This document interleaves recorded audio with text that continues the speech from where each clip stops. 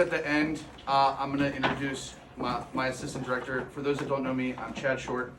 I teach middle school and high school theater at Spring Street. And I just want to say thank you so much for coming to our final performance of And Then There Were None.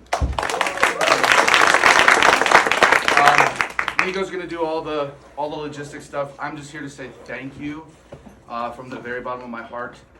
These kids have been working so hard for weeks now, and this is sort of the final showing, and I get a little emotional. So I just wanted to come out and say thank you just so much for all your support in showing up and letting, for the parents that are here and families that are here, for letting your kids stay after school and be here for 6 hours this week for 3 days. It's just, it takes a lot of time and dedication, and without y'all, they wouldn't be here. So thank you. And without further ado, I'll introduce Nico, the assistant director, and then we will be on with the show. Thanks, everybody.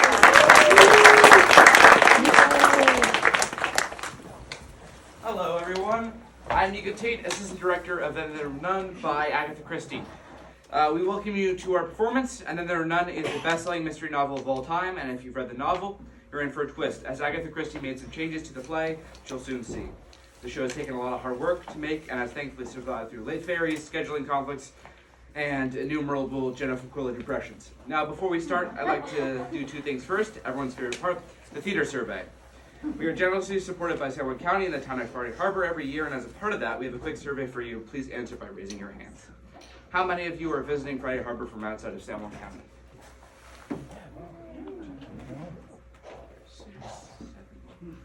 All right. How many of you reside out of state?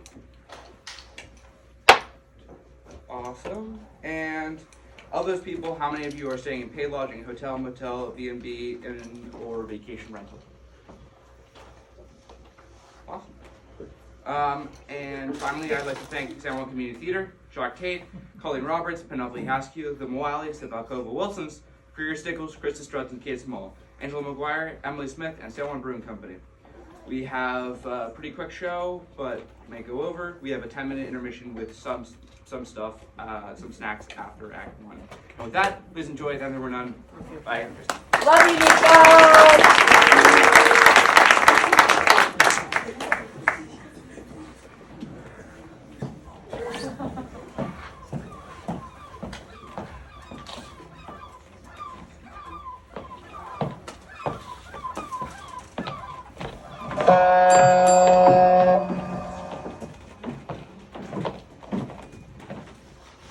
First lot to be arriving on Jim's boat, another lot not far behind. Good evening, Fred. Good evening, Mrs. Rogers. Is that the boat? Yes. Oh dear, already. Have you remembered everything? I think so.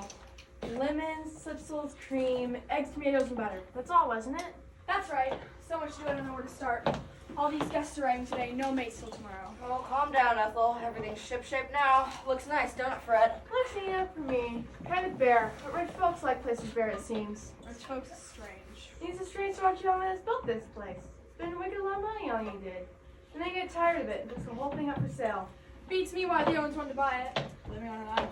Oh, calm off it, Ethel, and bring all that stuff out into the kitchen. They'll be here any minute now. Making that steep climb an excuse for a drink, I suppose. Like some others I know. That be young Jim. I'll be getting along. These two gentlemen arriving by car, I understand. I shall want at least 5 loaves in the morning and 8 pints of milk, remember. Right. Oh, and don't forget the oil for the engine, Fred. I ought to be charging up, or the lights will be running down tomorrow. So it's held up on the railway. It's at the station now. I'll bring it across first thing tomorrow. Oh, and give a hand with the luggage, will ya? Right. I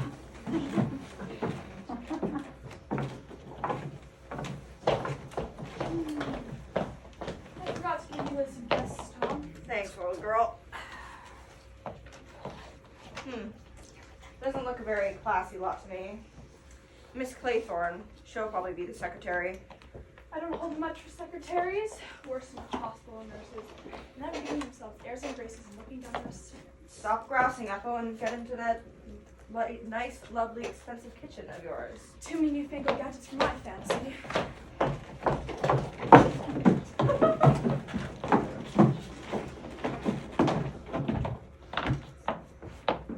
So, this is it. Oh, perfectly lovely. Miss Claythorne.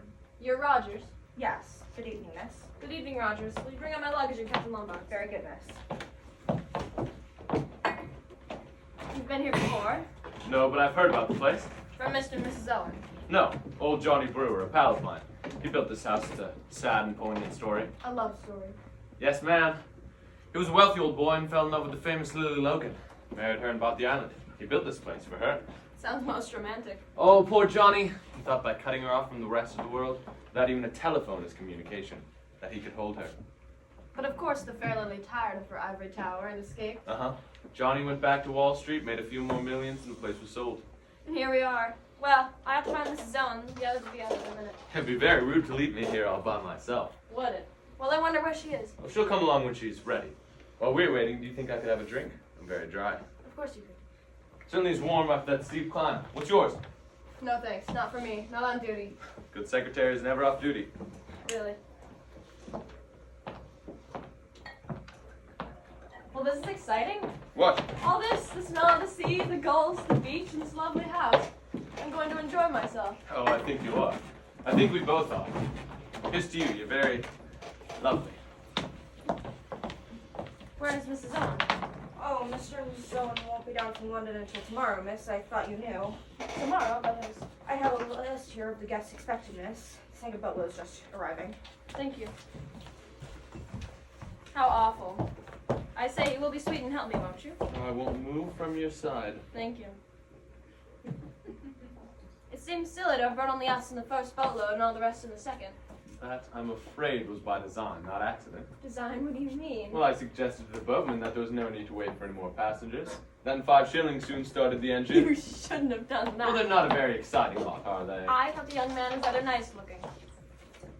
Callow. Definitely callow. And very, very young. I suppose you think a man in his 30s is more attractive. I don't think, my darling. I know. Wizard place you got here? I'm Mrs. Owen's secretary. Mrs. Owen's been detained alone, I'm afraid, and won't be down till tomorrow. Oh, too bad. May I introduce Captain Lombard, Mr. Marston. Anthony Marston. Have a drink? Oh, why thank you. What can I get you? Gin? Sherry? Whiskey? Whiskey, I think. All right.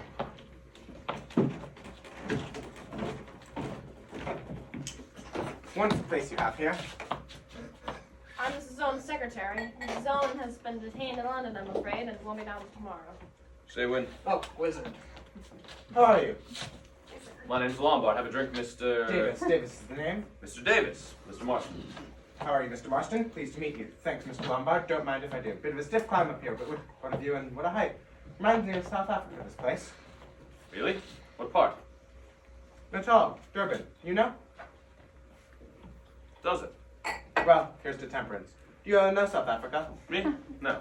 That's where I come from. That's my NATO state. Haha. Yeah. Interesting country, I should think. Finest country in the world, sir. Gold, silver, diamonds, oranges. Everything a man could want. Talk about a land flowing with beer and Skittles. How do you do? I'm Mrs. Owen's secretary.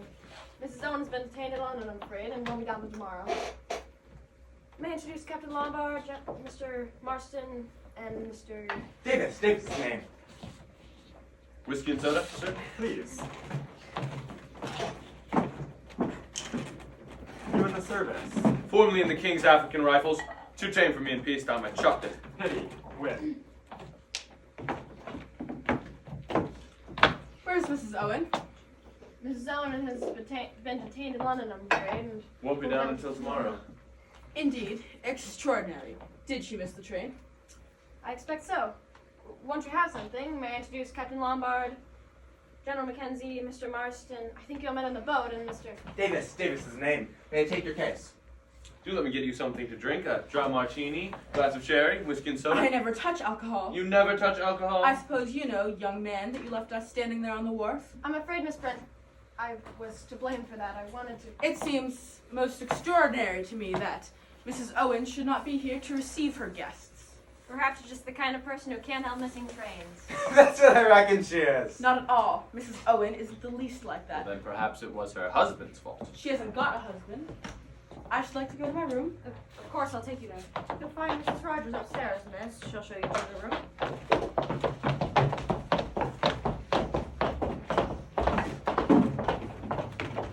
I'm afraid our Our host and hostess haven't arrived yet, sir. My name's Lombard. Mine's Wargrave. How do you do, sir? How do you do? Have a drink? Yes, please, a whiskey. How are you? Davis. Davis is the name. Wonderful place you've got here. Quite unique. As you say, quite unique. Your drink, sir. Old Badger Berkeley rolled up yet? Who did you say? Badger Berkeley. He's the one who wrote me in for the show. When's he coming? I don't think he is coming. No one by the name of Berkeley. That old dirty double-crosser. Let me down again. Well, it's pretty Wizard Island. A rather wizard girl, that secretary. She ought to liven things up a bit, I say. Old man, what about dressing for dinner if there's time? Let's go and explore. A wizard? Things are a bit at 6s and 7s with the Owens not turning up. Tricky what? Wizard plays for a holiday, I say what? Are you going to sit down? Oh, well, to tell you the truth, you seem to be in my chair. I'm sorry, I didn't realize you were one of the family. Oh, it's not that exactly. To tell you the truth, I've never been here before. But you see, I live at the Benton Club, have for the past 10 years, and my seat is just about there. Can't get used to sitting anywhere else. It becomes a bit of a habit. Yes, it certainly does.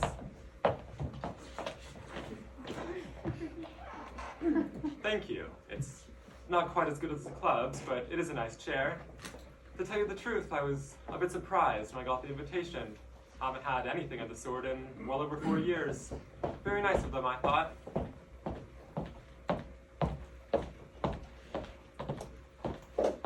May I have your keys, sir? Oh, yes. Is Lady Constance Coleman expected here? Can you tell me? Lady Constance Colmington. I don't think so, sir, unless she's coming down with Mr. and Mrs. Owen. Oh. Allow me, sir. May I have your keys, sir? No, thank you. I'll unpack for myself. Dinner is at 8 o'clock, sir. Shall I take you to your room? Please.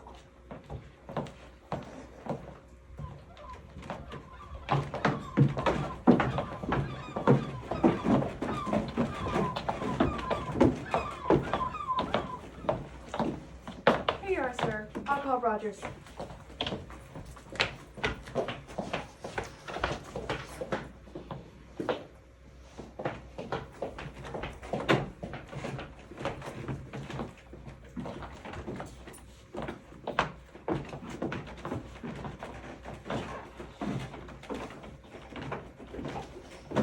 How are you? Davis. Davis is the name. Mine's Armstrong. Dr. Armstrong, I believe. Yes. Thought so. Never forget a face. Don't tell me I've forgotten one of my patients. No, nothing like that. But I once saw you in court giving expert evidence. Oh, really? Are you interested in the law? Well, as you see, I'm from South Africa. Naturally, legal processes in this country are bound to interest a colonial. Yes, of course. Have a drink. No, thank you. I never touch it. Do you mind if I do? Not a bit. Been having a look around the island. It's a wonderful place, isn't it? Wonderful. I thought as I was coming across from the mainland what a haven of peace this was. Too peaceful for some, I dare say. Wonderfully restful. Wonderful for the nerves. I'm a nerve specialist, you know. Yes, I know that. Did you come down by train? No. Motored down. Dropped in on a patient on the way. Great improvement. Wonderful response. That's part of 200 miles, isn't it? How long did it take you? I didn't hurry. I never hurry. Bad for the nerves. Some mannerless young fellow nearly drove me into the ditch near Amesbury. Shot past me at about 80 miles an hour. Disgraceful bit of driving. I'd like to have had his number. Yes, and if only more people would take the numbers of these young roadhogs. Yes, you must excuse me. I must have a word with Mr. Owen.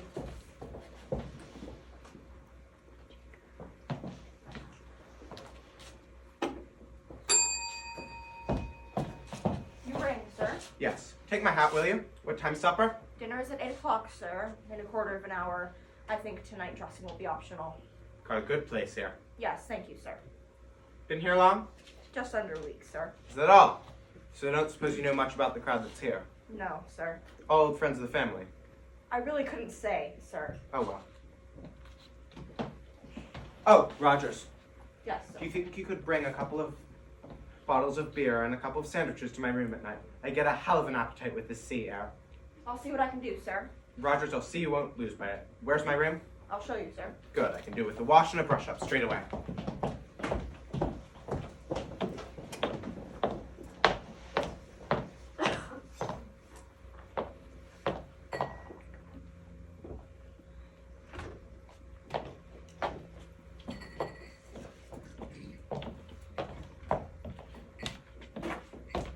There you are, Rogers. You ought to help me clear these dirty glasses. You're always leaving dirty work to me. Here I am with a four-course gentleman and no one to help. Who was that you were talking to, by the way? Davis, South African gentleman, no class if you ask me, and no money either. I don't like him. I don't like any of them much. More like that bunch in the boarding house, I'd say. Davis gives out he's a millionaire or something. You should see his underwear, cheap as they make them. Well, as I said, it's not treating us right. All these guests arriving today, no mace till tomorrow. What do they think we are? Oh well, money's good. So it ought to be. Catch me winning a service against the money was good. Well, it is good, so what are you on about? Well, I can tell you this, Rogers. I'm not staying any place where I'm put upon. Cooking's my business. I'm a good cook. First rate, old girl. But the kitchen's my place and housework's none of my business. All these guests. I have a good mind to put my hat and coat on and walk straight back to Plymouth. You can't do that, old girl. Why not, I should like to know? Because you're on an island. Had you forgotten that? Yes, and I don't believe I fancy being on an island. Don't know that I do either, come to that. No slipping down to the pub or seeing the pictures. Well, it's double wages on account of all the difficulties. And there's plenty of beer in the house. That's all you would think about? Beer. Now, stop your nagging and get all that stuff in the kitchen or your dinner will be spoiled. It'll be spoiled anyway, I expect. Everybody's going to be late. Wasted on them anyway. Thank goodness I didn't make a souffle. Oh, dinner won't be in just a minute, miss. Just the question of dishing up. Is everything all right, Rogers? Can you manage between the two of you? Yes, thank you, miss. The missus talks a lot, but she gets it done.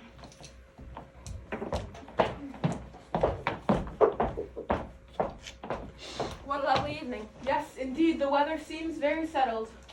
How plainly one can hear the sea. A pleasant sound. And hardly a breath of wind. Not like England at all.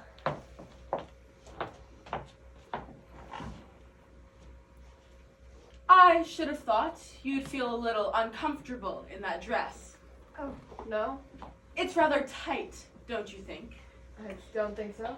You'll excuse me, my dear, but you're a young girl and you've got your living to earn. Yes.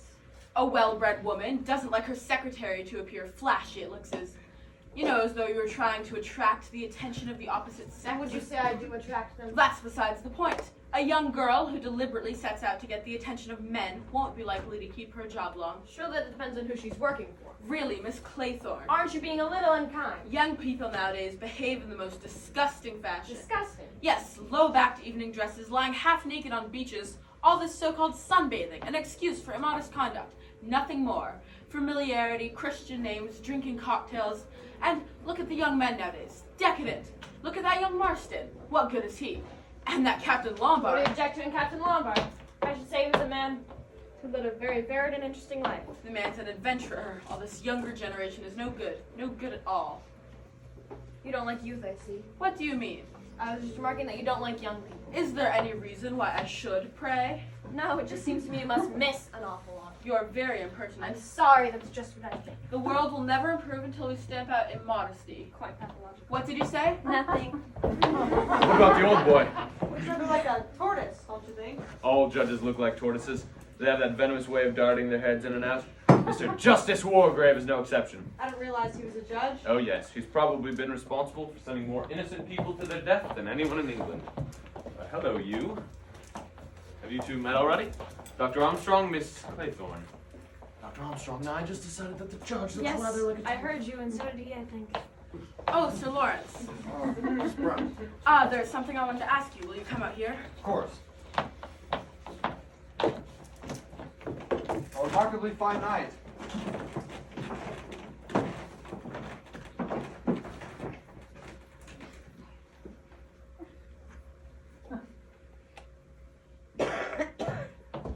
Absolutely wizard car. A supercharged sports Varletti Carlotta. Don't see many of them on the roads nowadays. I can get over 100 out of her. Oh, did you come from London? Yes, 208 miles, and I did it in a bit under 4 hours. Too many cars though on the road though to keep it up. Touched 90 going to a Salisbury plane. Not too bad, eh? I think you passed me on the road. Oh, did I? You nearly drove me into a ditch. Sorry. If I didn't have your number, I'd have reported you. Well, you're fooling it along the middle of the road. Footling! Me footling! Oh, well, what about a drink? Good idea. Will you have one, Miss Claythorne? Good evening, Mrs. Owen. Why, Mrs. Owen? Because you make the most attractive wife for any wealthy businessman. You always flirt so outrageously. Always. Well, now we know. Tell me, what's old Miss Brent want with the judge? She tried to buttonhole him upstairs. I don't know. Funny, she seemed so definite that there wasn't a Mr. Owen. You don't think that there isn't? That they aren't? What, married, you mean? Damn shame we don't know each other. I could have given you a ride down. Yes, it would have been grand. I'd like to show you what I can do down Salisbury Plain. Tell you what, how's about after this we could ride back together? But it seems so damn silly. I got an empty car and... Yes, but she likes the way she's going back. Look! Aren't they sweet?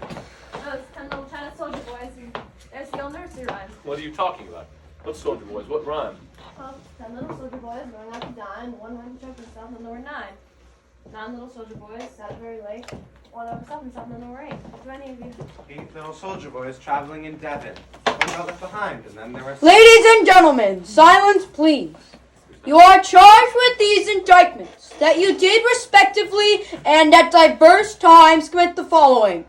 Edward Armstrong, that you did cause the death of Louisa Mary Cleese. William Henry Bloor, that you brought about the death of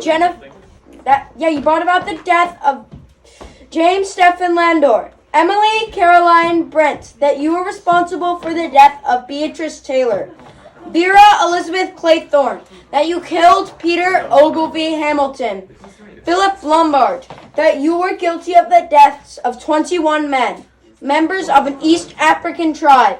John Gordon Mackenzie, that you sent your wife's lover, Arthur Richmond, to his death. Anthony James Marston, that you were guilty of the murder of John and Lucy Combs. Thomas Rogers and Ethel Rogers, that you brought about the death of Jennifer Brady. Lawrence John Wargrave, that you are guilty of the murder of Edward Seton. Prisoners at the bar, have you anything to say in your defense?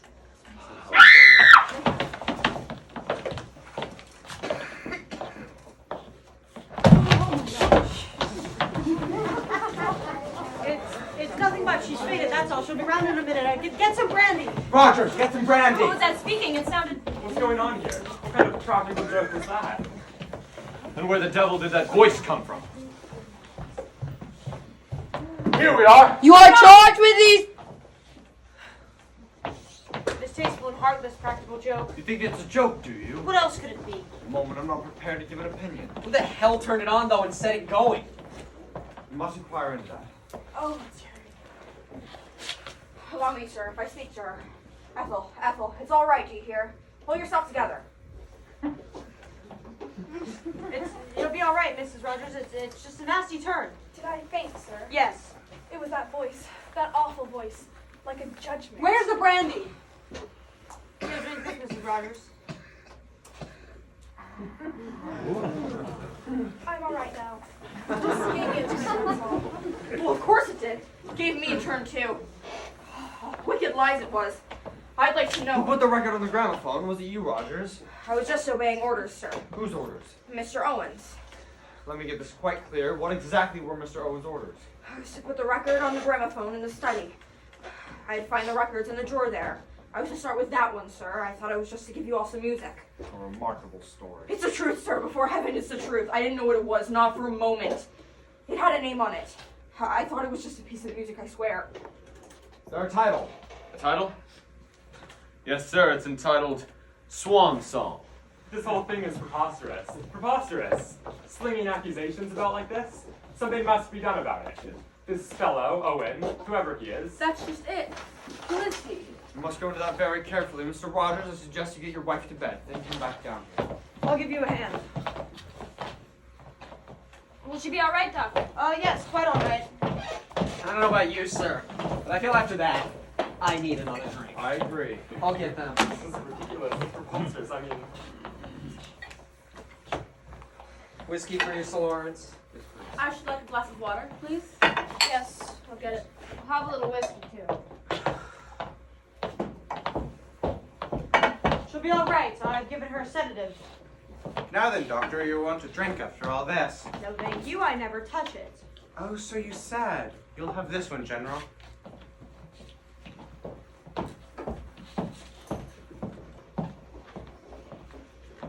Now then, Mr. Rogers, we must get to the bottom of this. Tell me everything you know about Mr. Owen. He owns this place, sir. I'm aware of that fact. What I want you to know is what you yourself know about the man. Well, I really couldn't say, sir. You see, I've never seen him. Never seen him. What do you mean you've never seen him? My wife and I, we've just been here only under a week, sir. We were engaged by letter through registry office for Regina in Plymouth. That's a high-class firm. We can check on that. You have the letter? Oh, yes, here it is, sir. Go on with your story. We arrived here on the 4th, like the letter said. Everything was in order. Plenty of food in stock, everything very nice, just needed dusting and all that. What next? Nothing, sir. That is, we received orders to prepare for a house party. 8. Then, yesterday, by the Morning Post, we received another letter saying that Mr. and Mrs. Owen won't be down until tomorrow, and if so, we were to do the best we could, and it gave the instructions for dinner and putting on the gramophone record. Here it is, sir.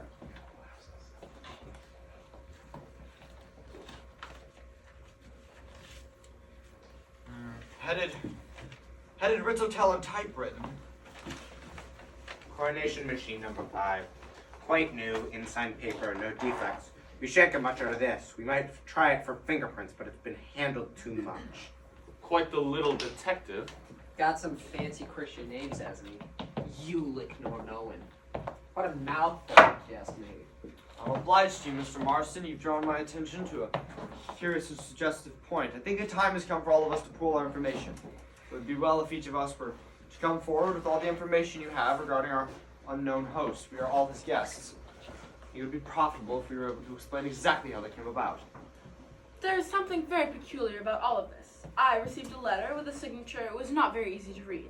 It purported to be from a woman whom I had met at a certain summer resort 2 or 3 years ago. I took the name to be Ogden. I'm quite certain I've never met or become friendly with anyone by the name of Owen. You got that letter, Miss Brent? Yes, I'll fetch it for you. Thank you. Miss Claythorne. I was looking for a holiday post and applied to a secretarial agency. Miss Grenfell's in London. I was offered this job and I accepted. You were never interviewed by your prospective employer. No. This is the letter.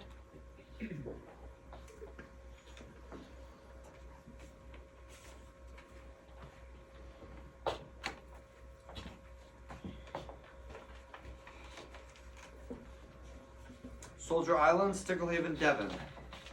You have received your name from Miss Grenfield's agency. I understand she knew you personally. I should be glad to pay you the salary you ask and should expect you to take up your duties on August 8th. The train is the 12:10 from Paddington, where you will be met at Oak Bridge Station. I have imposed £5 for expenses. Yours truly, Una Nancy Owen.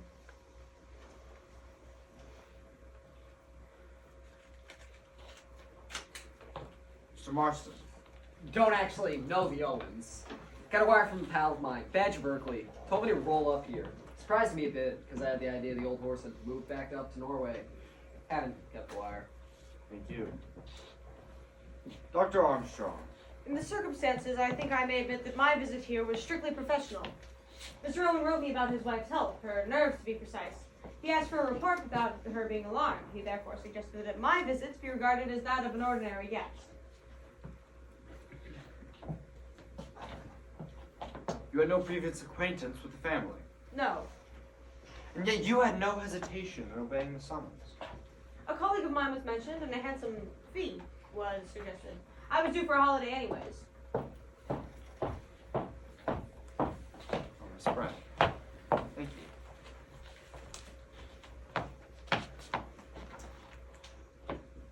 you. Dear Miss Brent, I do hope you remember me. We were together at Belhaven Guest House in August some years ago and seem to have much in common. I am starting a guest house of my own off the coast of Devon. There really does seem to be an opening for a place where there is good English cooking and a nice old-fashioned type of person. None of this nudity and gramophones half the night. I should be very glad if you should see your way to stay your summer holiday on Soldier Island. As my guest, of course. It would be August 8th, and the train is the 12:40 from Paddington to Oak Bridge. Yours sincerely, U.N. Signature is slightly ambiguous. Like the nudity touch. Here's my own decoy letter. It is from a dear friend of mine, Lady Constance Comington. She writes in her usual vague, incoherent way and urges me to join her here as soon as possible. She refers the host and hostess to the vaguest of terms. Look here, I've just thought of In a something. moment, Captain Lombard. Yes, We will but take I- one thing at a time, if you don't mind. General Mackenzie.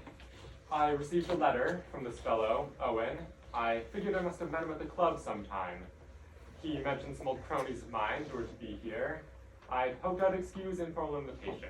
Haven't kept a letter, I'm afraid. Thank you. And you, Captain Lombard? The same sort of thing. A letter mentioning mutual friends. I haven't kept it either. Just now we had a somewhat disturbing experience. An apparently disembodied voice spoke to us all by name, uttering certain definite accusations against each of us. We will deal with those accusations presently. At the moment, I am concerned with a minor detail. Of the names received was one of that of a William Henry Blore. However, as we know, there's no one here under the name of Blore. The name Davis wasn't mentioned. What have you to say about that, Mr. Davis? Cat's out of the bag, it seems. Suppose I better admit my name isn't Davis. You are William Henry Blore? That's right. Oh, that's something of that. Not only are you here under a false name, Mr. Blore, but in addition, I've noticed you're a first-class liar.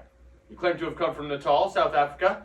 I know South Africa and Natal well, and I'm prepared to swear you've never set foot there in your life. You gentlemen have got me all wrong. I'm an ex-CID man. Oh, a copper. I've got my credentials and I can prove it. I run a detective agency in Plymouth. I was put onto this job. By whom? Why? Mr. Owen sent a very nice money order for the expenses and said I was to join the house party posing as a guest. Also sent a list of all of your names and said I was to keep an eye on you all. Any reason given? Said Mrs. Owen has got some valuable jewels. Mrs. Owen, my foot! I don't believe there is any such person. Your conclusions are, I think, justified. You looked Norman Owen, Una Nancy Owen, each time, that is to say, UN Owen, or by a slight twist of fancy, unknown. That's fantastic, mad. Oh, I have no doubt we've been invited here by a madman, probably a dangerous homicidal lunatic. Oh my god. Whoever it is who's enticed us here has taken the time to learn a great deal about us. A very, very great deal, and of the knowledge he has concerning us, he's made certain definite accusations. It's all very well to make accusations. I wish to say this. Our unknown friend accuses me of the murder of one Edward Seton. I remember Seton perfectly well. He came up before me for trial in June 1930. He was charged with the murder of an elderly woman. Very ably defended and made a good impression on the jury in the witness box. Nevertheless, upon review of the evidence, he was most certainly guilty. I summed up accordingly, and the jury came in with a passing sentence of guilty. In passing sentence of death, I fully concurred with this verdict. I wish to say before you all that my conscience is perfectly clear on the matter. I did my duty and nothing more. I sentenced a rightfully convicted murderer. Did you know Seton at all? I mean, personally. I knew nothing of Seton previous to the trial. The old boy's lying. I swear he's lying. This fellow's a madman. Absolute madman. He's got a bee in his bonnet. He's got hold of the wrong end of the stick all around. Best really to leave these sorts of things unanswered, I think. However, I feel I ought to say, there's no truth. No truth whatsoever in what he said about young Arthur Richmond. Richmond was one of my officers. I sent him on reconnaissance in 1917, and he was killed. Also feel I should say, resent very much, slur on my wife. She's been dead a long time. Best woman in the world, absolutely. Caesar's wife. You know, I've just been thinking.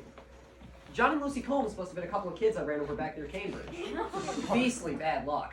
For them or for you? Well, I was thinking for me, sir, but of course, you're right, it was damned bad luck for them, too. Of course, it was pure accident. They ran out of some cottage or other. I had my license suspended for a year. Beastly nuisance. This speeding's all wrong, young men like you are a danger to the community. It couldn't be helped. It was just an accident. Might I say a word, sir? Well, go ahead, Rogers. There was a mention, sir, of me and Mrs. Rogers and of Miss Brady. There isn't a word of truth in it, sir. We were with Miss Brady when she died. She was always unwell, always from the time we came to her. It was a storm the night she died. The telephone was out of order. We couldn't get the doctor to her. I went to him, sir, on foot, but he didn't get there in time. We done everything we could for her, sir. Devoted to her, we were. Anyone will tell you the same. Never a word was said against us. Never a word. You came into a nice little something at her death, I suppose, didn't you? Miss Brady left us a legacy in recognition of our faithful service. And why not, I should like to know. What about yourself, Mr. Bloor? What about me? Well, your name was on the list. Oh, I know. Landor, you mean? That was the London commercial bank robbery. I remember Landor, though it never came up before me. Landor was convicted on your evidence.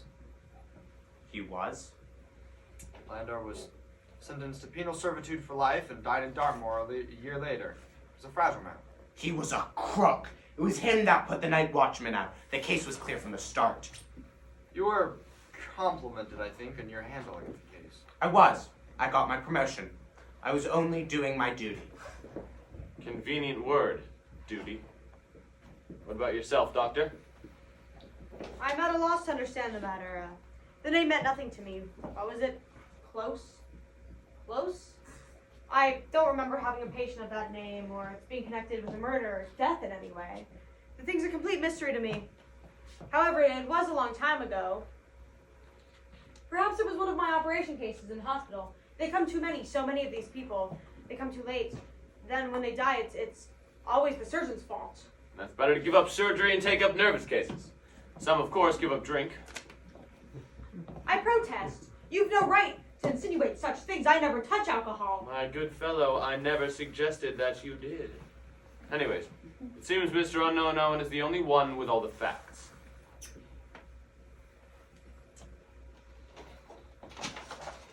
Miss Claythorne. I was nursery governess to Peter Hamilton. We were in Cornwall for the summer. He was forbidden to swim out far. One day, when my attention was distracted, he started out. I swam after him, but I couldn't get there in time. Was there an inquest?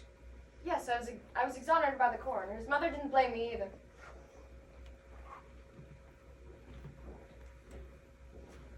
Miss Brent? I have nothing to say. Nothing at all. Nothing. Reserve your defense. There is no question of defense. I've always acted according to the dictates of my conscience. Well, what a law-abiding lot we all seem to be, myself excluded. You're waiting for your story, Captain Lombard. I haven't got a story. What do you mean? Well, I'm sorry to disappoint all of you. It's just that I plead guilty. It's perfectly true. I left those natives to die in Africa. Matter of self-preservation, I'm afraid. You abandoned your men? Well, it wasn't quite the act of a proper gentleman, I'm afraid, but self-preservation is a man's first duty. Our inquiry rests here. Now then, Rogers, is there anyone else on this island besides us, you, and your wife? Nobody, sir. Nobody at all. You're sure of that? Quite sure, sir. Don't go yet, Rogers. I'm not yet sure as to the reason of our gathering here by our unknown host, but I would like to say I don't think he's sane in the accepted sense of the word. He may be dangerous. I think it's best if we leave here tonight. Yes, good And Pardon me, sir, but there isn't a boat on the island. No boat. No, sir. Why don't we telephone to the mainland? There isn't a telephone, sir. Friend Narcott. He always comes in the morning, brings the milk and the bread and the post and the papers, and takes the orders. A bit unsporting, don't you think? Ought to ferret out the mystery before we go. Whole thing's like a detective case. Trustedly thrilling. At this time in life, I have no desire for thrills. Legal life's narrowing. I'm all for crime. Here's to it.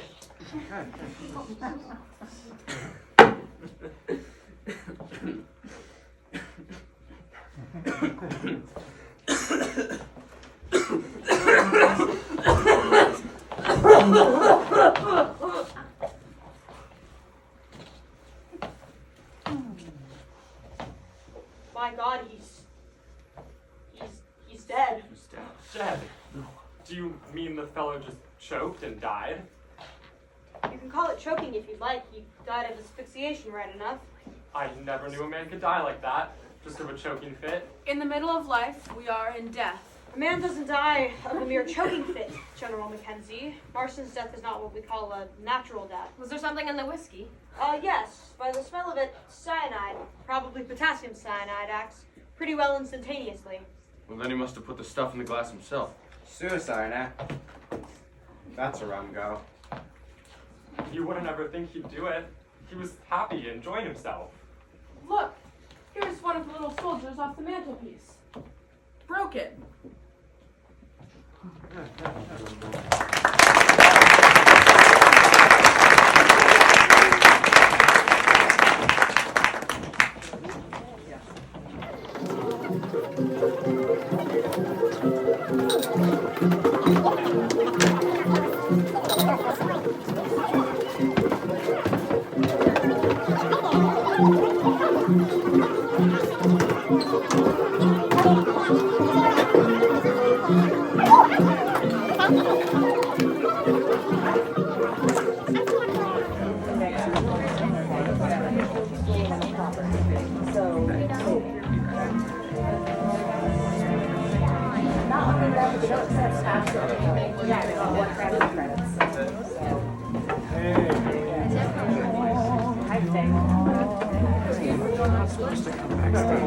I didn't come backstage, I was dragged backstage. And she actually chatted with her.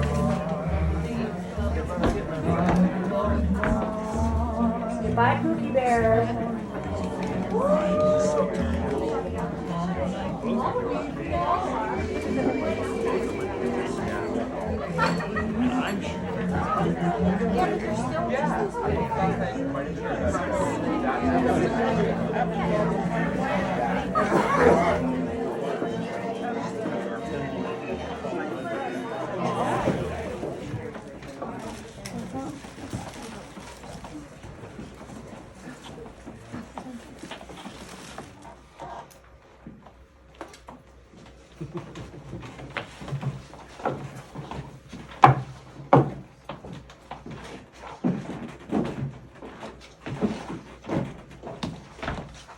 We've been up to the top. No sign of that boat yet. It's very early still. I know, so the fellow brings the bread and the milk and all that. I should have thought he'd be here before now. What's going on here? No sign of breakfast. Don't let's bother about breakfast. How's the weather looking? Wind's freshened up a bit. Rather immaculate sky. Old boy in the train said yesterday we were due for some dirty weather. Shouldn't wonder if he wasn't right. I wish that boat would come soon. The sooner we get off this island, the better. I mean, it's absurd not keeping a boat on the island. No proper harbor. If the wind came to blow from the southeast, it'd get dashed to pieces against the rocks. But a boat would always be able to make us from the mainland. No, Miss Brent. That's just what it would. Do you mean we should be cut off from the land? Yes, condensed milk, Rivita, and the tin stuff till the gales blown itself out. But you shan't worry, the sea's only a bit choppy. I think the pleasures of living on an island are rather overrated. I wonder when that boat's coming. I mean, it's annoying the way that the house is built slap up against the cliff. You can't see anything until you hike to the top. Shall we go up there again? It's no use, Doctor. A watch pot never boils, and besides, when we were up there just now, there wasn't a sign of a boat putting out. What can this man Narracott be doing? They're all like that in Devon. Never hurry themselves. And where's Mr. Rogers? I mean, he ought to be about. If you ask me, Master Rogers had a pretty bad shot last night. I know. Tragic, the whole thing. Caught the wind up properly. You know, I'd take an even bet that he and his wife did do that old lady in. Really think so? I've never seen a man more scared in my life. Guilty as hell, I should say. Fantastic. I mean, the whole thing. Fantastic. You know, I've been thinking. Suppose Master Rogers hopped it. How? There's no boat on the island. I mean, we've just said so. We've only Rogers' word for that. Suppose there is one, and he's nipped off in it first thing. Oh, no. He wouldn't be allowed to leave the islands. Sleep well, General. I dreamed. Yes, I dreamed. I don't wonder at that. I dreamed of Leslie, my wife, you know. Oh. I wish Narracott would come. Who is Narracott? The bloke that brought us over yesterday afternoon. Was it only yesterday? Yes, I feel like that too. Damned suicides, batty gramophone records. It's about all a man can stand. I shan't be sorry to see the back of Soldier Island, I give you my word. So you don't understand. How strange. Is that General? I don't much like the look of him. I reckon your Marston's suicide must have taken a toll on him. He looks years older now. Where is that poor young fellow now? In the study. Put him there myself. Dr. Armstrong. I suppose it was suicide. What else could it be?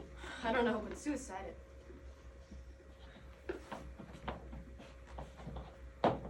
No. I had a pretty funny feeling in the night. This Mr. Unknown Owen. Suppose he's on the island. Rogers may know, or may have been told not to say so. It's a pretty nasty thought, isn't it? But would it have been possible for anyone to tamper with Martin's drink without our knowing? I mean, it was sitting right up there. Anyone could have slipped a dollop of cyanide in it if they wanted to. But that... Oh, there you are, sir. I've been looking all over for you. Could you come up and have a look at my wife, sir? Yes, of course. Is she feeling under the weather still? She's... You shan't leave the island without me. I wish the boat would come. I hate this place. Yes, I think the sooner we can get in contact with the police, the better. The police. The police have to be notified in case of a suicide, don't you know, Miss Paythorne? Oh, yes. Sorry, of course.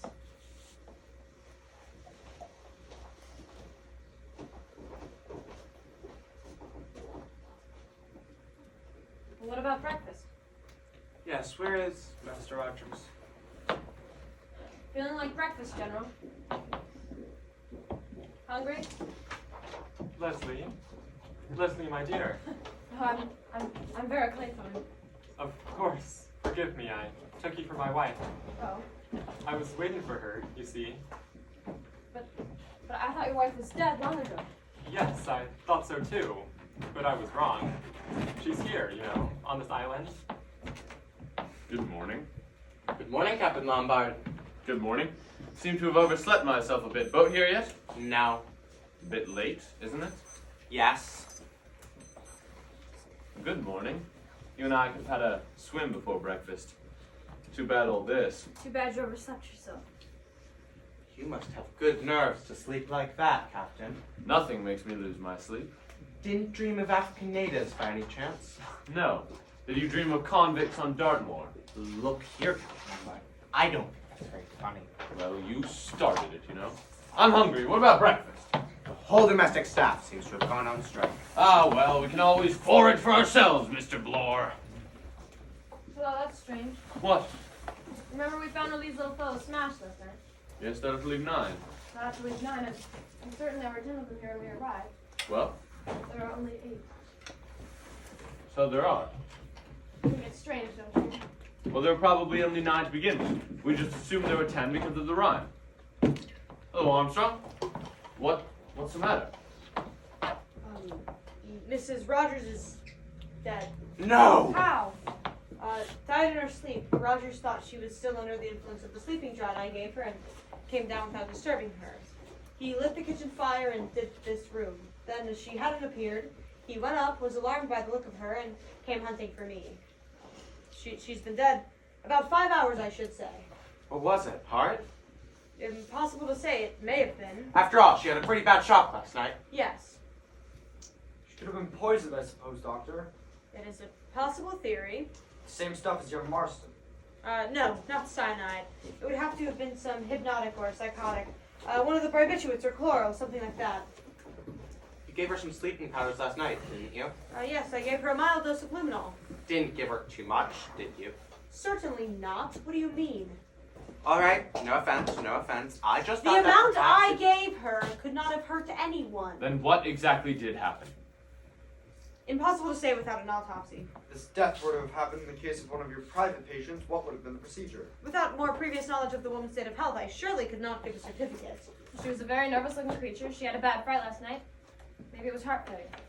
Her heart certainly did fail to beat, but what caused it to fail? Conscience. What do you mean by that, Miss Brent? You all heard she was accused, together with her husband, of having deliberately murdered her former employer, an old lady. And you believe that to be true? Certainly. You saw she broke down completely and fainted. The shock of having her wickedness brought home to her was too much, and she literally died of fear. It is a possible theory. One cannot adopt it without more previous knowledge of the woman's state of health. If there was a latent cardiac weakness... Call it, if you prefer, an act of God. Oh no, Miss Brent. You regard it as impossible that a sinner should be struck down by the wrath of God? I do not. My dear lady, in my experience of ill-doing, Providence often leaves the work of chastisement and conviction to us mortals, and the process is often fraught with difficulties. There are no shortcuts. Let's be practical. What did the woman have to eat and drink last night after she went to bed? Nothing. Nothing at all. Not a cup of water or a cup of tea. I'll bet you she had a cup of tea. That's what it always does. Rogers assures me she had nothing whatever. He might say so. So that's your idea? Well, why not? You heard that accusation last night. What if it's true? Miss Brent thinks it is, for one. Rogers and his wife did do that old lady in. They're feeling quite safe and happy about it. Happy? Well, they're in no particular danger. Then, last night, some lunatic goes and spills the beans. So what's the position? The woman cracks, goes to pieces. Did you see him hanging around when she was coming to last night? Not husbandly solicitude, not in your sweet life. He was like a cat on hot bricks. And that's the position. They've done a murder and got away with it. But if it's all going to be raked up now, it's a woman who will give the show away. She hasn't got the nerve to brazen it out. She's a living danger to her husband. That's what she is. And him, he's all right. He'll go on lying till the cows come home. But he can't be sure of her. So what does he do? He drops a nice little something into a nice cup of tea. And when she's had it, he washes up the cup and the saucer and tells the doctor she ain't had nothing. Oh, well, that's impossible. A man wouldn't do that, not to his wife. You'd be surprised, Miss Claythorne, what some husbands would do. Excuse me, miss. I'm getting on with breakfast. I'm not much of a hand of a cook, I'm afraid. It's lunch that's worrying me. Would cold tongue and gelatine be satisfactory? And then I could fry up some potatoes, and then there's cheese and biscuits. That'll be fine, Rogers. Lunch. We shouldn't be here for lunch. And when the hell is that boat coming? Mr. Bloor. What? Pardon me, sir, but the boat won't be coming. What? Friend Narracot's always here before 8. Is there anything else you require, miss? No, thank you, Rogers. And it's not Rogers. His wife is lying dead upstairs, and there he is talking about lunch. Now he says the boat won't be coming. How the hell does he know? Mr. Bloor. What? But don't you see he's dazed? He's carrying on automatically as a good servant would. Pathetic, if you ask me. And he's pulling a fast one. Well, why do you think Narracott hasn't turned up? I think the ubiquitous Mr. Owen has given orders. You mean told him it's a practical joke or something of that sort? He'd never fall for that, would he? Well, why not? I mean, Soldier Island's got a reputation for having crazy parties. It's just one more crazy idea, that's all. And Narracott knows he's got plenty of food and drink. He probably thinks it's all a huge joke.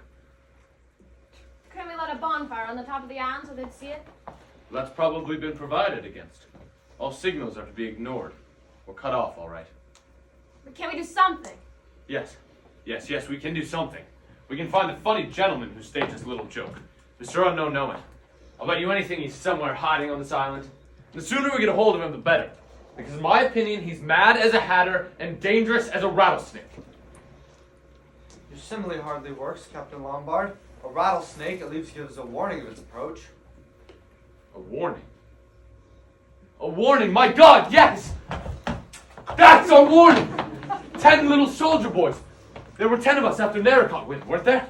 And then 10 little soldier boys going out to dine. One went and choked himself.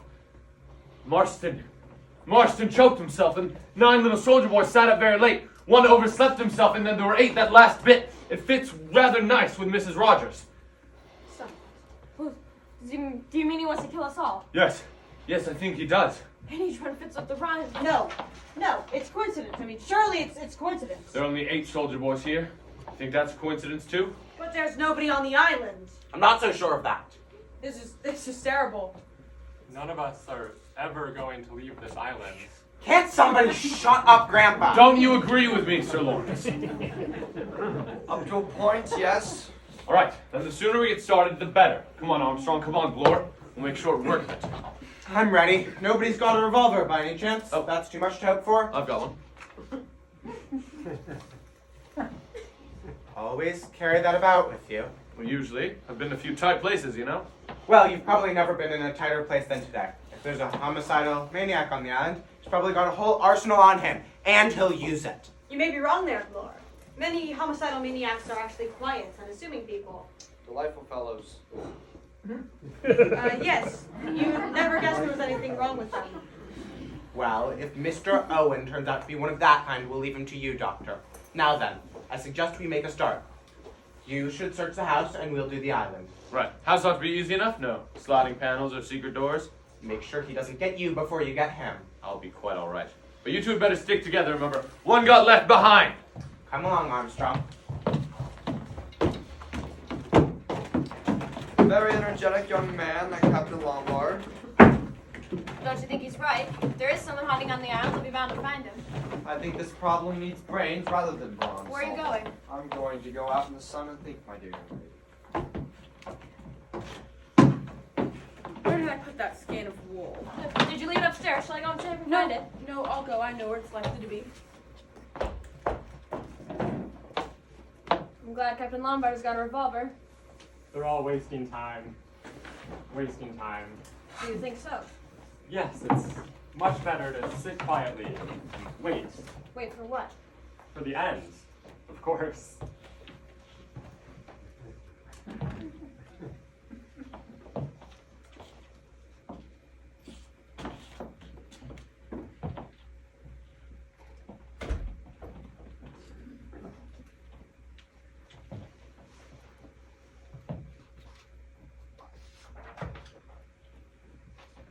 I wish I could find Leslie. Your wife? Yes, I wish you'd known her. She was so pretty, so happy. Who was she? Of course, I was a lot older than she was. She was only 27. Arthur Richmond was 26. He was my ADC. Leslie liked the boy. They used to talk of music and plays together, and she teased him and made fun of him. I was pleased. I thought she took a motherly interest in the boy. Damn fool, wasn't I? No fool like an old fool. It was exactly like a book the way I found out. When I was out in France, she wrote to the both of us, and she put the letters in the wrong envelopes, so I knew. Oh no. It's all right, my dear, it's a long time ago. But you see, I loved her very much and believed in her. I didn't say anything to him. I let it build up here. A slow, murderous rage. Damned young hypocrite. I liked the boy, trusted him. I sent him to his death. Oh. It was quite easy. Mistakes were being made all the time. All anyone could say was that I'd lost my nerve a bit. Made a blunder. Sacrificed one of my best men. Yes, it was quite easy. Leslie never knew. I never told her I'd found out. We went on as usual, but somehow, nothing was quite real anymore. She died of pneumonia. She had a heart-shaped face and gray eyes and brown hair that curled. Don't. Yes, I suppose in a way. It was murder. Curious murder. And I've always been such a law-abiding man. It didn't feel like that all the time. Serves him damn well right. That's what I thought. But after, well, you know, don't you?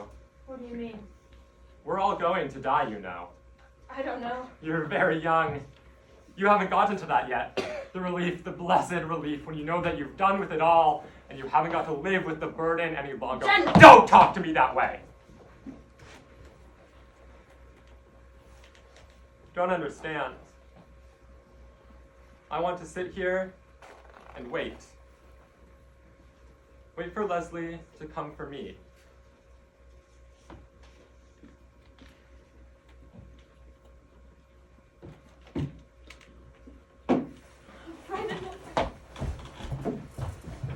All correct. No secret passages. One corpse. Don't. I say you do look low. How about a drink to steady your nerves? A drink.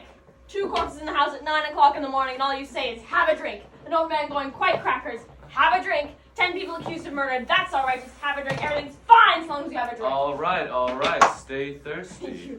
You're only going to waste an adventurer. You make me tired. I say, you are head up. What's the matter, my sweet? I'm not your sweet. Sorry, I rather thought you were. You can think again. Come now.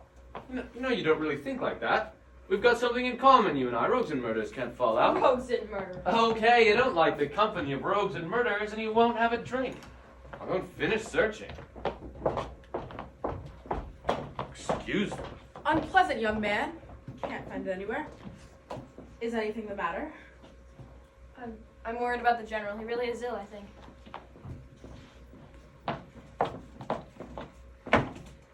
Looking out for the boat, General. His sin has found him out. Don't. One must face facts. Can any of us afford to throw stones? Even if his wife was no better than she should be, and she must have been a depraved woman, he had no right to take judgment into his own hands. What about Beatrice Taylor? Who? That was the name, wasn't it? You are referring to the absurd accusation about myself. Yes.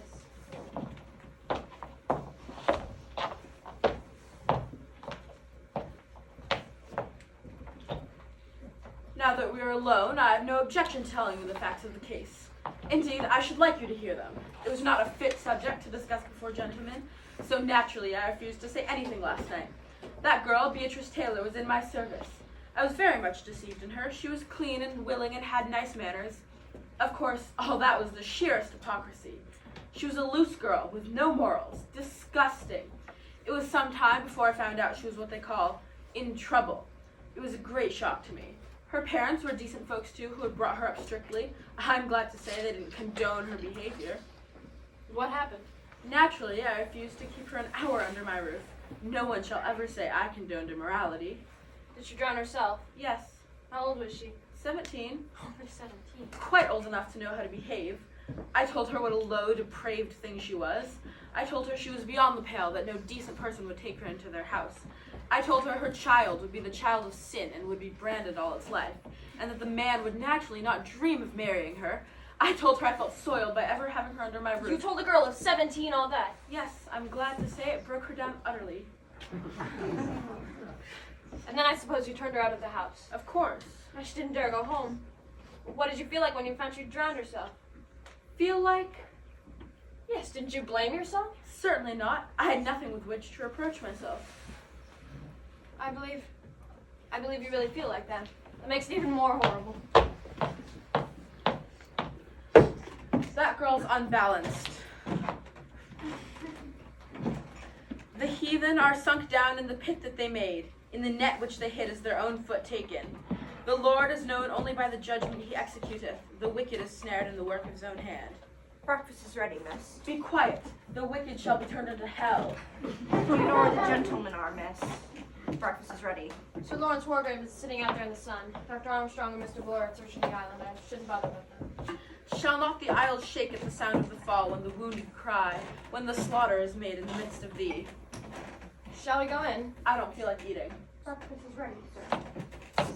Then all the princes of the sea shall come down from their thrones and lay away their robes, put off their broidered garments. They shall clothe themselves trembling. They shall sit upon the ground, tremble at every moment, and be astonished at thee. Reading aloud, Miss Brent. It is my custom to read a portion of the Bible each day. Very good habit, I'm sure. What luck did you have? There's no cover on the island, no caves, no one could hide anywhere. That's right. What about you, Captain Lombard? Nothing. I'll stake my life there's no one in this house but ourselves. I've been over it from attic to cellar. Breakfast is getting cold. Breakfast! Breakfast! Come on, Bloor. You've been yelping for breakfast ever since we got up. Let's eat, drink, and be merry, for tomorrow we may die! Who knows? Perhaps even today.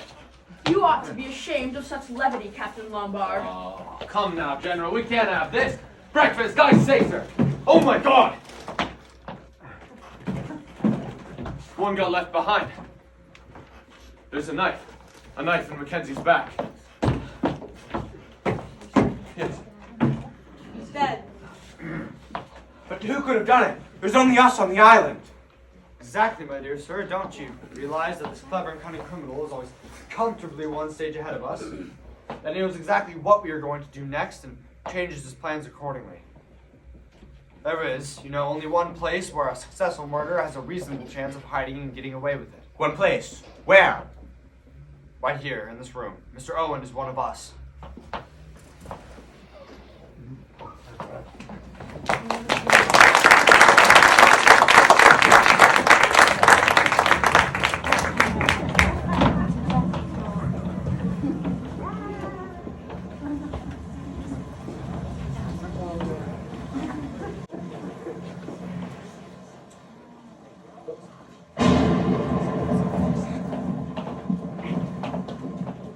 Mr. Lawrence. Well, Mr. Bloor. I think you were right in what you said this morning, and that the murderer is one of us. And I think I know which one. Really? Yes. Ever hear of the Lizzie Borden case in America? An old couple were killed in the middle of the morning with an axe. The only person who could have done it was their daughter, a respectable middle-aged spinster. Incredible. So incredible that they acquitted her, but they never found any other explanation. So your answer to this problem is Miss Emily Brett. Yes, and I'll tell you why. She's not. Yes, that woman is mad as a hatter. Religious mad. I tell you, she's the one, and we must watch her. I formed the impression that your suspicions were in a different quarter. They were, but I've changed my mind. And I'll tell you why. She's not scared, and she's the only one who isn't. Why? Because she knows perfectly well that she's in no real danger. Sure. We made some coffee. It's cold. Yes, you'd hardly believe it when you think about what a beautiful day it was this morning. Our Captain Lombard launch is still out. Yes, a boat couldn't put out in this, and besides, couldn't land anyway. It's Brent. Allow me.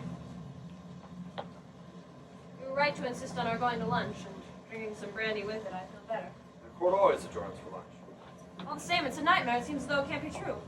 What are we going to do about it? We must hold an informal court of inquiry. We may be able to eliminate some innocent people. You haven't got a hunch of any kind, have you, Miss Claythorne? If Miss Claythorne suspected one of us three, that is a rather awkward question. No, I'm sure it isn't any one of you. If you asked me who I suspected, I'd say Dr. Armstrong. Armstrong? Well, yes, because don't you see, he's had far and away the best chance to kill Mrs. Rogers. It's terribly easy for him as a doctor to give her an overdose of some sleeping stuff.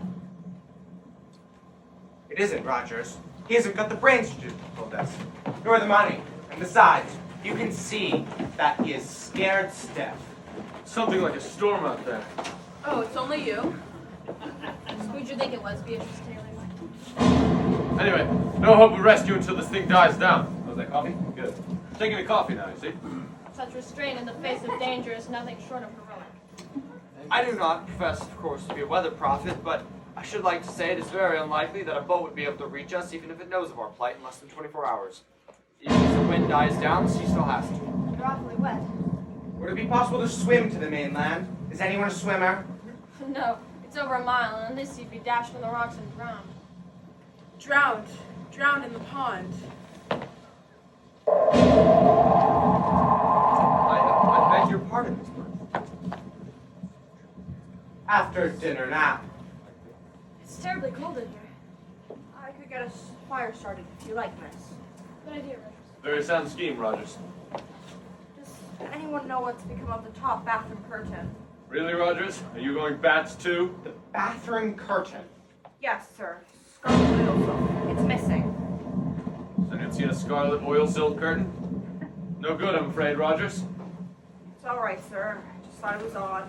Everything on this island is odd. I'll get some sticks and a few knobs of coal and get a nice fire going. Thank you.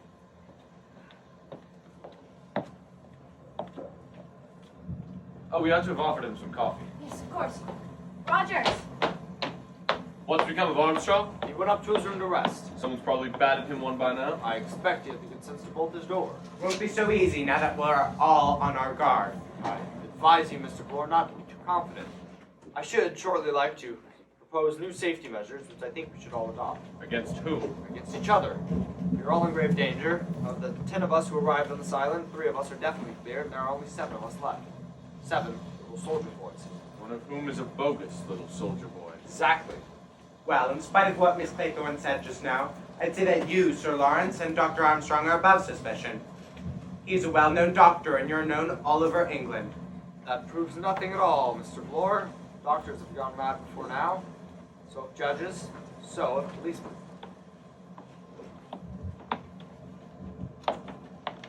Well, does he want any? No, I gotta make himself a nice cup of tea. What about Armstrong? Do you actually know that? I can bring him up one if you like. Well, I'll take it. I'd like to change anyway. Yes, you ought to. I think he might not admit you, Captain Lombard. He might prefer to see me. He might be afraid of your revolver. Yes, about that revolver. I want a word with you about that. What were you going to say? I'd like to know why you brought a revolver on what's supposed to be a little social visit. Oh, you do? Do you? Well, I've led a rather adventurous life, you see. I've gotten into the habit of carrying a revolver about with me. Been in a bit of a jam once or twice, and it's always a pleasant feeling to have a gun handy. Wouldn't you agree? We don't carry them. Now then, I want the truth about this gun. What a damn suspicious fellow you are, Blore. I know a fishy story when I hear one. If it's about that revolver, I'd like to know what you have to say. All right. I got a letter inviting me here as a guest of Mr. and Mrs. O. The writer said he'd heard of my reputation for being a good man in a tight place.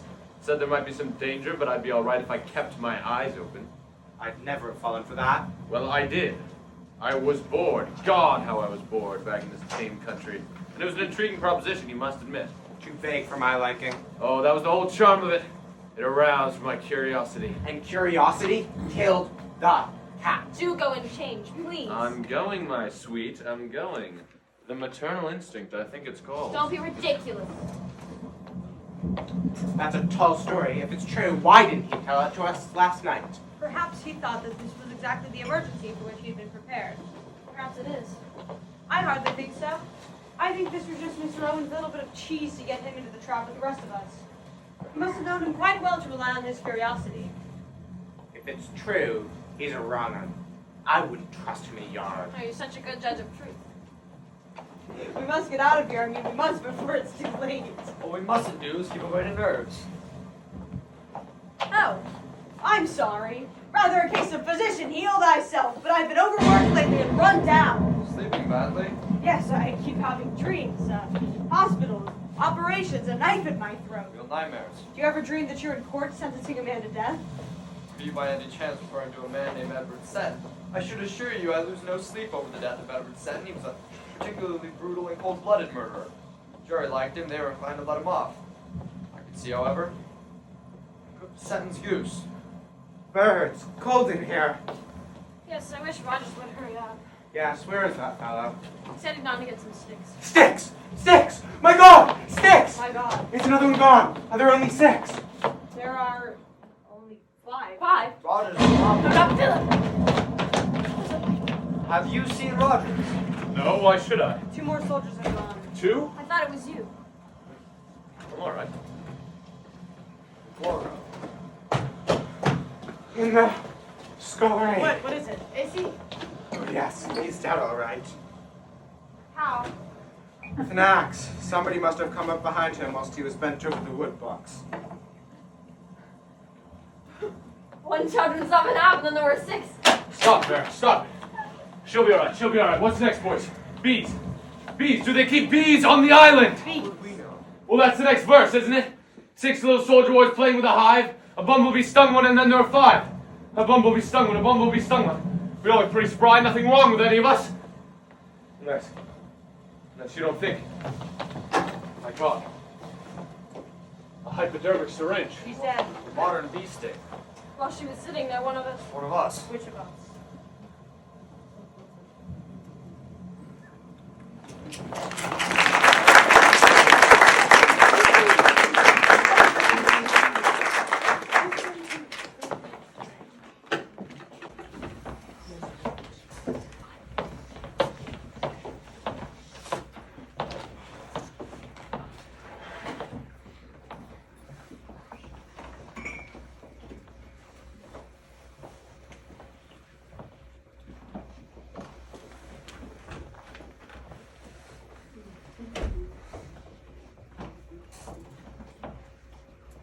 Five little soldier boys, sitting in a row, watching each other and waiting for the blow. Philip, New version up to date. I hardly think this is the time for facetiousness. Got to relieve the gloom somehow. Damn that electrical plant running down.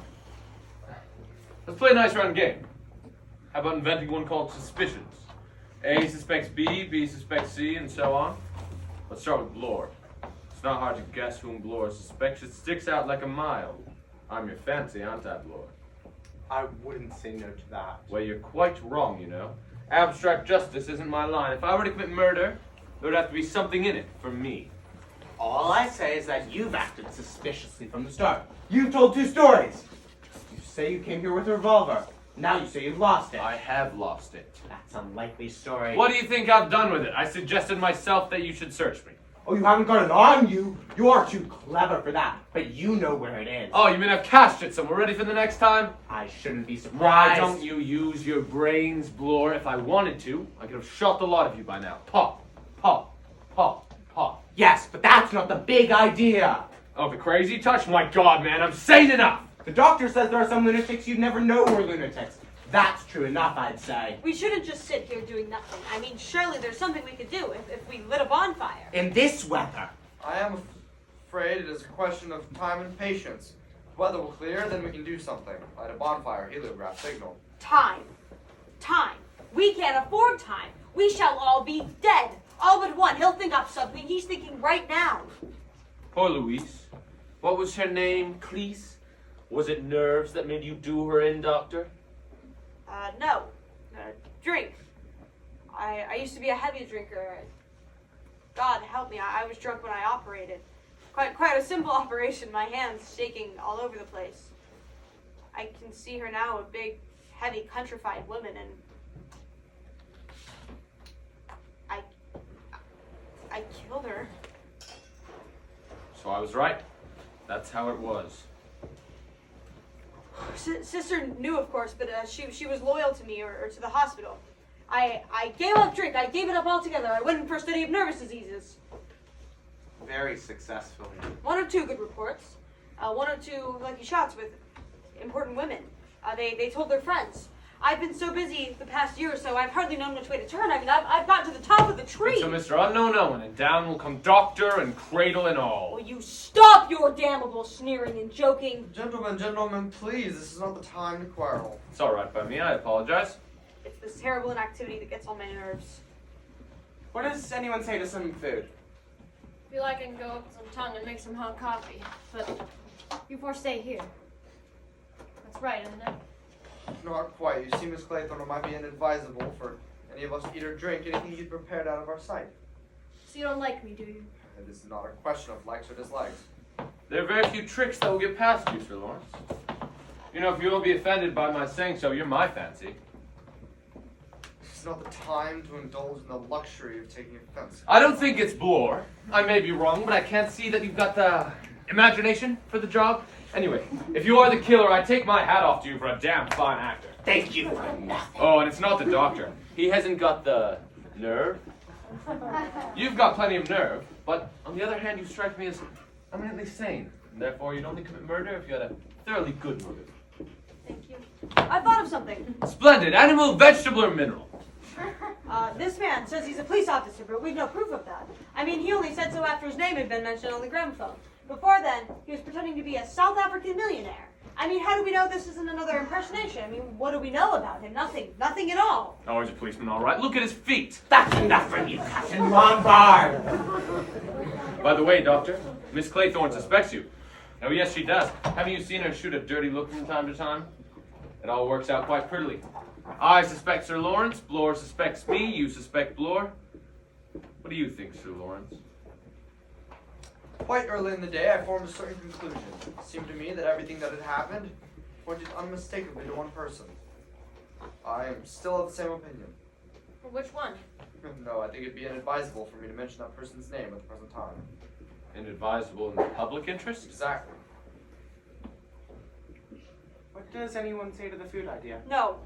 Let's stay here. We're safe here. I can't say I'm hungry. I'm not ravenous myself. You can go and have a guzzle alone, Blore. Tell you what, suppose I go out and bring in a tin of biscuits. Good idea. Yeah, Blore? Huh? An unopened tin, Blore. Uh-huh. I wonder what had happened to the top bathroom curtain, the one that Rogers missed. Yes, I cannot, by any wild stretch of imagination, see what any homicidal lunatic wants with a scarlet oil silk curtain. Yes, but things seem to have been disappearing. Miss Brent lost the skein of Dennywall. Then I suppose the killer, whoever he or she is a kleptomaniac too. How does it go? 5 little soldier boys. Going in for law, one got in chancery. Chancery. But how could that apply? I guess. Exactly, that is why I'm sitting right here. But I'm casting you for the role of killer, not victim. The term can apply to a boxer. Ah, Well, perhaps we'll start a free fight then. That seems to let you out, my dear. That awful rhyme. It keeps going round and round in my head. I think I'll remember it till I die. Mr. Bloor's a long time. I expect the big bad wolf has got him.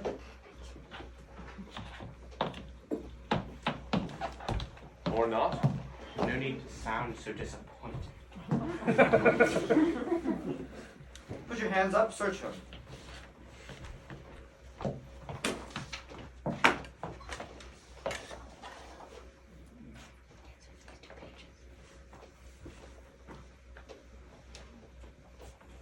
It's all good. It's a lot. Mr. Claythorne. Nothing. Well, come now, you've had no dinner. It couldn't mean anything. I warn you, Bloor will wolf the lot. I don't see why you have to be so funny about it. How are we doing for cigarettes? I haven't got any. I've run out as well. I've got a whole box upstairs in my cigarette in my suitcase. Pardon me. I could do with a cigarette myself. I'll get them. See that you all stay where you are.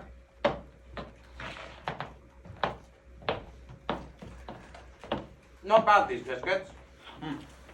What are they, cheese? Cheese and celery. That girl ought to have had some. Her nerves are in a bad state.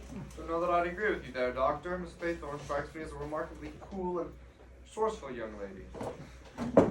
So that's your idea, is it? That she's the guilty party? Hardly likely. A woman. You and I, Doctor, see women from slightly different angles. Or does anyone say to a spot of that whiskey? A good idea. Now, providing we tackle an unopened bottle.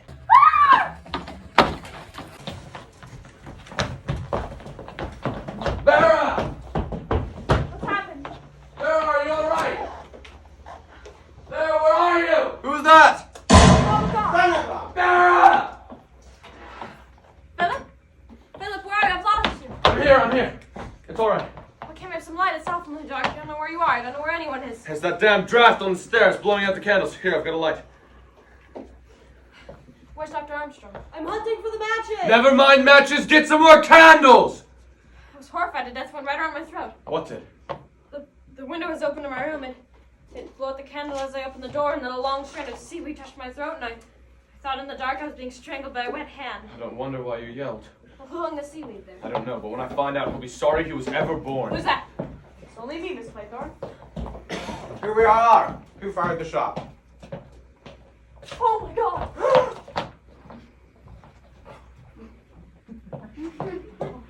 Is he? Is that a wig? That shot through the head. One got enchanter, and then there were four. Miss Yeah. Claythorne. You got me out of the way. You got me to go upstairs for cigarettes. You did it all so you could get a helpless old man in the dark. You hung the seaweed there. You're mad, all of you crazy. That's why you wanted the knitting wool and the curtain. It was all planned long ago for that. Oh my God, let me out of here!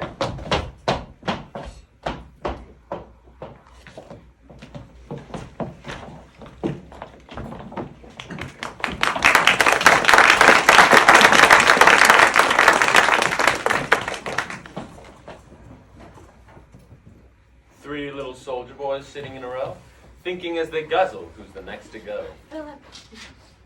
It's all right, Miss Claythorne. I don't mind joking on a full stomach. I must say I was hungry. I was wanting that meal. I feel like a new man. We've been nearly 24 hours without food. It does tend to lower the morale. Somehow in the daylight everything seems different. You mustn't forget, my dear, there's a dangerous homicidal lunatic loose on the island. Why is it one doesn't feel jittery about it anymore? Because now we know without any possible doubt who it is. Eh, Bloor? That's right. It was the uncertainty before, looking at each other, wondering which. Well, I said all along it was Dr. Armstrong. You did, my sweet, you did. Until, of course, you went completely bats and suspected us all. Seems rather silly in the light of day, I suppose. Very silly. Allowing it is Armstrong. What do you suppose has happened to him? Well, we know what he wants us to think has happened to him. What exactly did you find? One shoe. Just one shoe. Sat prettily on the cliff edge. Inference? Dr. Armstrong has gone completely off his onion and committed suicide. All very circumstantial. Even down to one China soldier broken over there in the doorway. I think that was rather overdoing it. A man wouldn't think of doing that if he was going to drown himself. Quite so. But we're fairly certain he didn't drown himself. He just needed to seem as if he were the seventh victim, all according to plan. Tell me exactly what happened in the night. Well, after you threw your fit of hysterics and locked yourself in your room, we all decided we ought to go to bed. And so we all went to bed and locked ourselves in our rooms. About an hour later, I heard someone come past my door. I came out and tapped on Bloor's door. He was there all right. Then I went to Armstrong's room. It was empty. That's when I tapped on your door and told you to sit tight, whatever happened. I came downstairs and the window to the balcony was open. My revolver was just lying beside it. Why the devil would Armstrong chuck that revolver away? Don't ask me. Either an accident or he's mad. Where do you think he is? Probably lurking somewhere, waiting to have a crack at one of us. We ought to search the house. And walk into an ambush? I hadn't thought of that. If you ask me, we should do nothing. Sit tight and take no risks. Look here, I'm gonna go after this man. What a dog of the bulldog breed you are, Bloor. You know, between friends and without prejudice, you did go for that spot of perjury, didn't you? All right, I don't suppose it makes any odds now. Lander was innocent. A gang squared me, and between us, we put him away for a stretch. Mind you, I wouldn't be admitting it now, it's just that. You think we're all in the same boat? Well, I couldn't exactly admit it in front of Mr. Justice Wargrave, could I? No, hardly. You say. I say. You suppose that fellow Sutton's innocent? Oh, I'm certain of it. Wargrave had a reason for wanting him out of the way. Well, Bloor, I'm delighted you've come off your virtuous perch. I hope you made a tidy bit out of it. Nothing like what I should have done. That Benny lot, they're a mean gang. I got my promotion, though. And Landor got penal servitude and died in jail? Well, I couldn't have known he was going to die, could I? No, that was your bad luck. His, you mean? Well, yours too, because as a result of that fact, your life may be cut short unpleasantly soon. Me? By Armstrong? I'll watch it. You'll have to. Remember, there are only 3 soldier boys there. But I'll be quite all right. I've got my revolver, you know.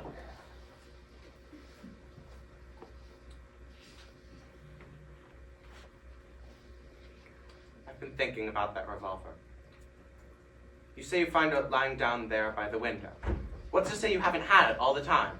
Same old gramophone record with you, Bloor. No room in your head for more than one idea at a time, is there? No, but it's a good idea. And you're sticking to it.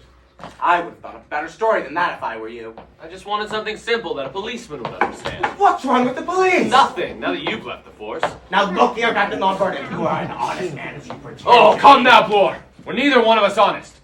If you're telling the truth for once, you ought to do the square thing and chuck that revolver. Don't be an ass! I said I'll go through the house looking through for Armstrong, haven't I? If I'm willing to do that, will you give me the revolver? No, I won't. It's my revolver. It's my revolver, and I'm sticking to it. And you know what I'm beginning to think? You're not beginning to think it.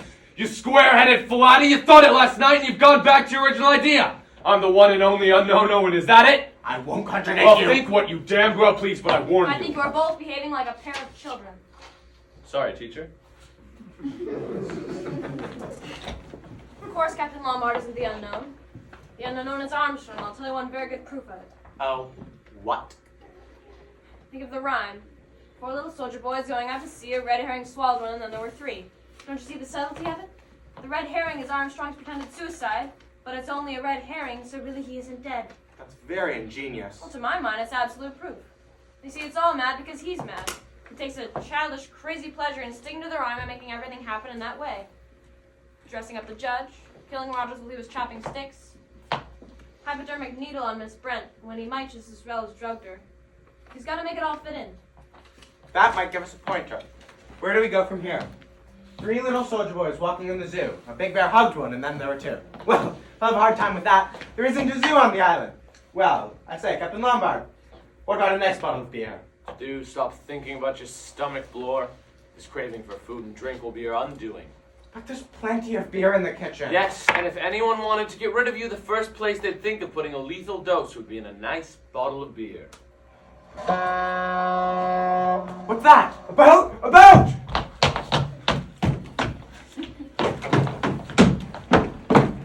Ah! Oh, God. Bloor's got his. How? Booby trap all set. A wire across the door attached to something above. Is he? Yes.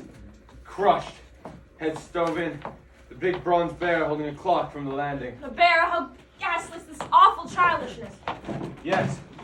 Yes, God, what a fool Bloor was. And now there are 2. Yes, and we have to be very careful of ourselves. We can't do it. He'll get us. We'll never get away from this island. Oh, yes, we will. I've never been beaten yet. Well, don't you feel? There's someone now in this room watching us, watching and waiting. It's just nerves. Then you do feel. No, I don't. Please, Phil, let's get out of this house anywhere. Perhaps there's a boat. They'll see us. All right. We'll make our way to the top of the island and wait for relief to come. It's sheer cliff on the far side, and we can see if anyone approaches from the house. Anything's better than staying here. Well, won't you be a little cold in that dress?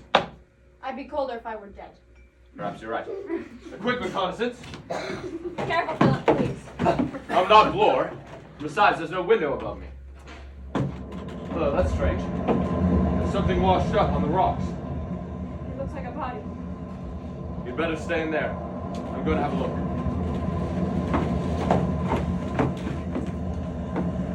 Armstrong, that doesn't make sense.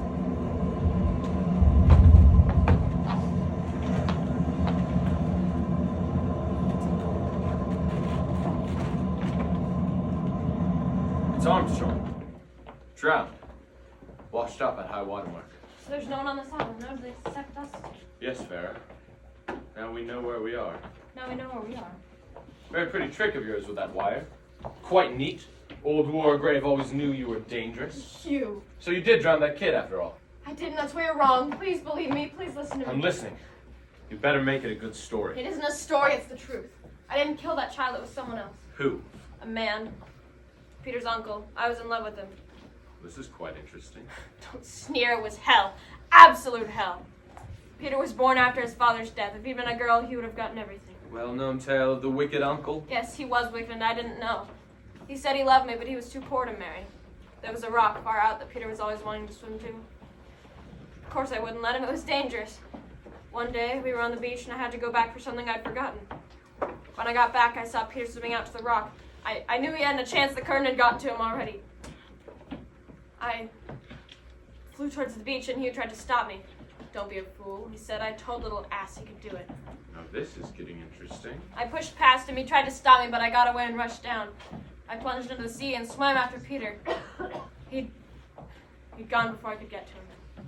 And everything went off well at the inquest? They called you a plucky girl, and you kept discreetly quiet about Hugh's part in the business. Do you think anyone would have believed me? Besides, I couldn't. I really was in love with him. Well, it certainly is a pretty story. And I suppose Hugh let you down? Do you think I ever wanted to see him again? You certainly are an accomplished liar, Vera. Can't you believe the truth when you hear it? Who set the trap that killed Blore? I didn't, and Armstrong's dead. I've broken most of the commandments in my time, and I'm no saint. But there's one thing I won't stand for, and that's murder. You won't stand for murder. What about those natives who have to die in Africa? That's what's so damn funny. I didn't. What do you mean? For once, just once, mark you, I played the hero. I risked my life to save the lives of my men. I left them my rifle and my ammunition and all the food there was, and I took a chance through the brush. By the most miraculous luck, it came off, but it wasn't in time to save them. And then the rumor got around that I deliberately abandoned my men. There's life for you. Do you expect me to believe that? Why, you actually admitted the whole thing. I know. I just got such a kick out of watching their faces. You can't fool me with a stupid lie. Blast you! Why didn't I see it before? It's there in your face, the face of a killer. You can't fool me any longer.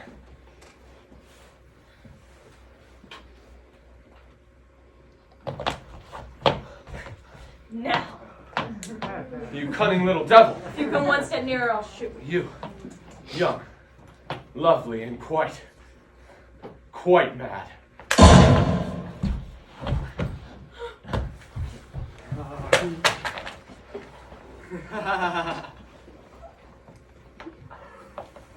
So I did Little Soldier's plan. It's all come true. Am I right? Am I right? Sir Lord. Silence in the court! If there's any more noise, the court shall be cleared. Don't be frightened, my dear. Don't be frightened. It's a court of justice. You'll get justice here. You thought I was a ghost. Thought I was dead. Armstrong said I was dead. See, that was a clever part of my plan. So we trapped the murderer. We fixed up my supposed death so I should be free to spy upon the guilty one. Armstrong thought it an excellent plan. He came out that night by the cliff to meet me without any suspicion. I pushed him over so easily. He fell for my red herring, all right. You know, Vera Clayton, all my life I've wanted to take life. Yes, to take life. I've had to get what I could, what enjoyment I could of sentencing the guilty to death. but it was never enough. You see, I always enjoyed it, but it was never enough. I wanted to do it with my own hands. Sir Lawrence. But I'm a judge of the High Court. I've got a sense of justice, as between the sovereign lord our king and prisoner at the bar will true deliverance make. Guilty. Yes, guilty. You were all guilty, but the law couldn't touch you, so I had to take the law into my own hands. Silence in the court if there's... Ah! Anthony Marston first. And Miss Rogers, barbiton in the brandy. Kinsey, stabbed. Got Mr. Rogers with an axe while he was chopping sticks. Doped Emily Brent's coffee so she couldn't feel the hypodermic. Booby trapped for Blore. Blore was a fool. I always knew it'd be easy to get Blore. Turning the revolver was a clever touch. Made the end interesting. I always knew you two would suspect each other in the end. The question was who'd win out. I banked on you, my dear. Besides, it's always more interesting to have a female at the end.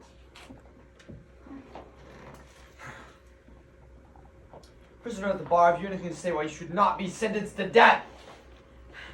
Fair Elizabeth Claythorne, I sentence you to... Stop!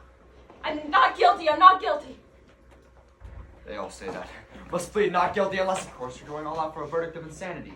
But you're not mad. I'm mad, but you're not. But I am innocent. I swear I never killed that child. I never wanted to kill him. You're a judge. You know when a person is innocent and when they're telling the truth. So you didn't drown that boy after all. Very interesting. Doesn't matter much now, though, does it? What? My 10 little soldiers plan. You're the last one little soldier boy, left all alone. He went and hanged himself. I must have my hanging! I thought I lost you. It's all right, darling. It's all right.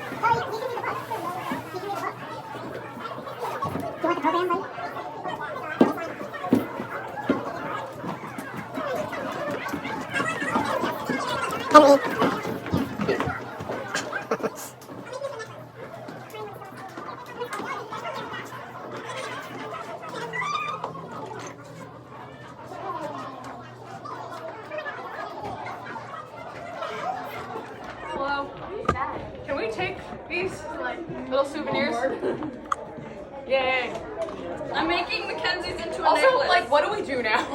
Yeah, what are we supposed to reset to? I'm rapping. Cool. Hi, I steal. And that's a wrap.